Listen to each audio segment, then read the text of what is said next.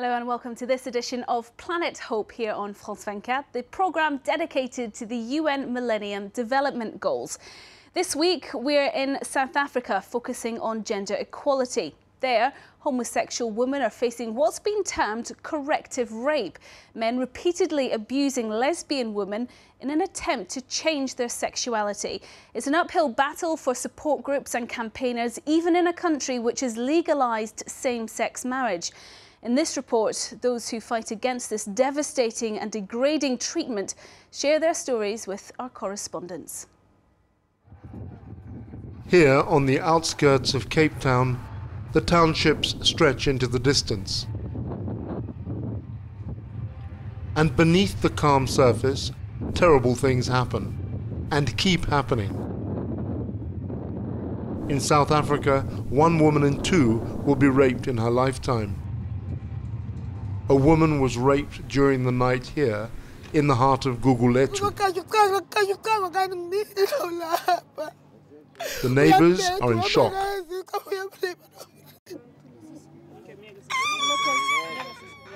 That guy was talking to that lady most, saying you are a lesbian. I want to give you a kid, and today you have a kid. You see, and that guy, I think he did it purposely most. Why lesbians all the time? They're killing us. When is this going to end? When is it going to come? I'm hurt, and it's my friend, I'm hurt. The victim is a former soccer star who has never hidden her homosexuality. Millicent Gaika could have died in the assault that lasted all night. The trauma she suffered was even greater because it was not the first time she had been raped. 4 men assaulted her in 2002. They said they were raping her as a punishment, but also to cure her and to make a real woman of her. He said he will make me pregnant, so that I will give birth, and that then I will understand that I should not love a woman.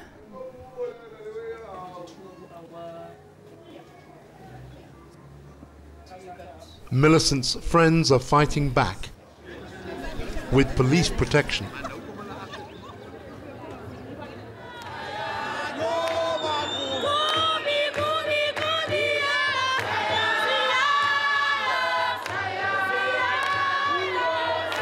They are organising South Africa's first lesbian conference, and corrective rape is on top of the agenda. It's a new crime in South Africa.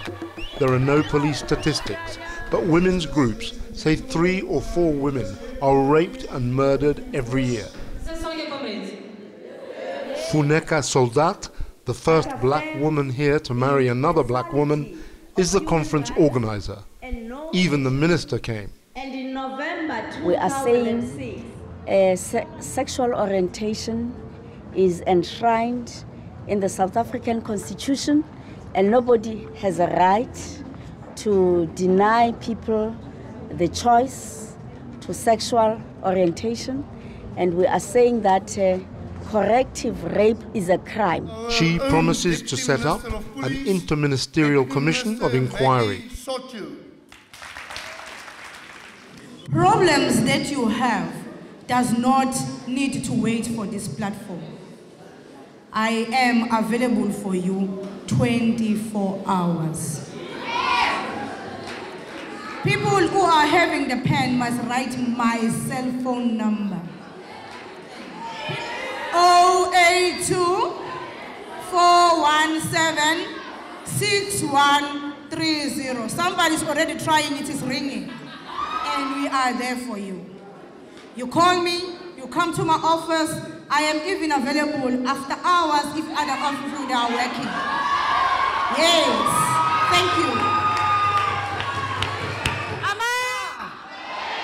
Amanda! The campaign resembles a liberation struggle because these girls who dress like boys and cut their hair like boys are outcasts from the community. You see, the African community or the African culture, it's always about men who make decisions for everybody. and they decide what women have to do, what young boys have to do, whatever. So I think now it's a scary thing that now they see that the women are taking place. And now the scary thing for them is to see lesbians that are really challenging that boundary that they have.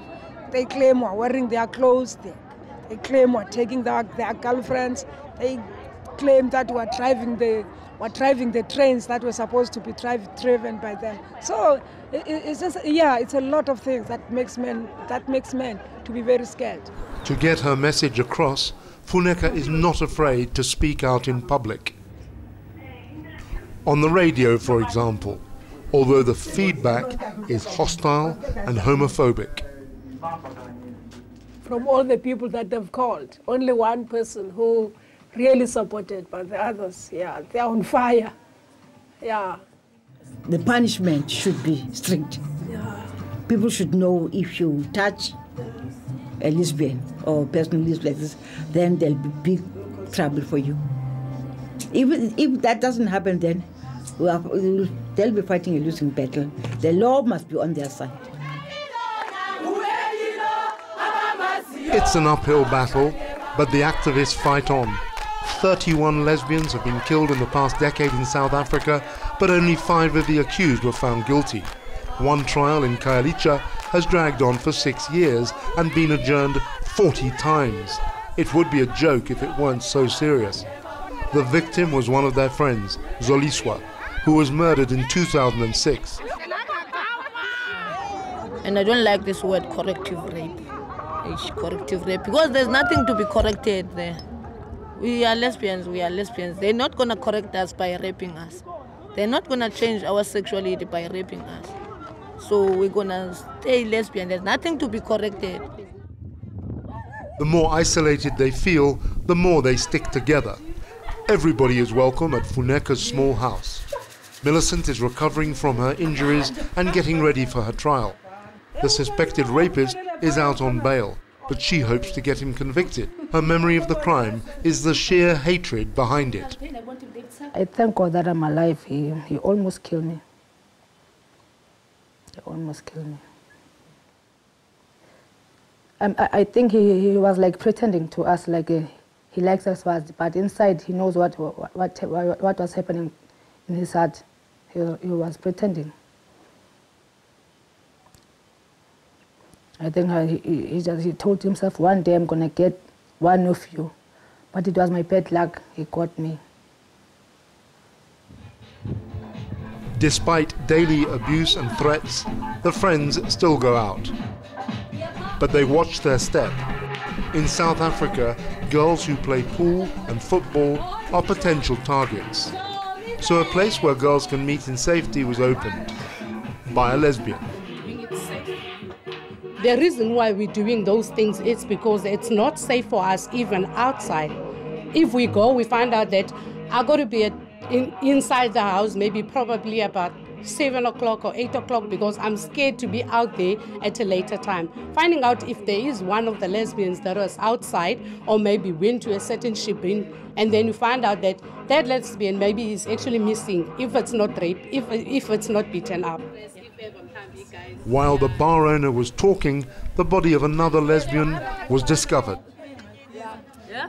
The young woman went missing more than a year ago, and she was found in this house. Her decomposing remains at the bottom of a dustbin.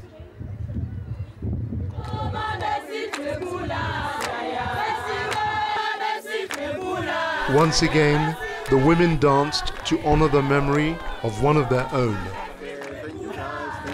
The minister made a point of being there with them in a high-level demonstration that one day hate crimes really will be punished.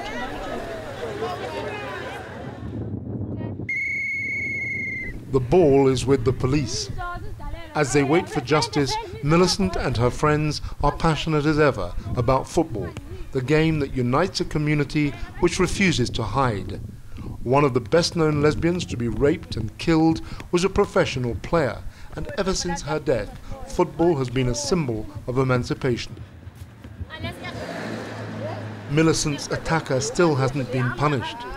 She knows that only one of every 25 accused rapists is ever found guilty. The crime happened more than a year ago, but despite official reassurances, there is still no verdict. Sorry? They don't do their job. They take their time. I don't know what about us. South Africa is the only country on the continent where homosexual marriages are legal. It's also a country with a frightening rate of homophobic crime. Well, that's all for this edition of Planet Hope. Don't forget you can watch this programme again and all our other reports by logging onto our website. That's france24.com, france24.com. We'll be back soon with another edition. Until then, thanks for watching. Goodbye.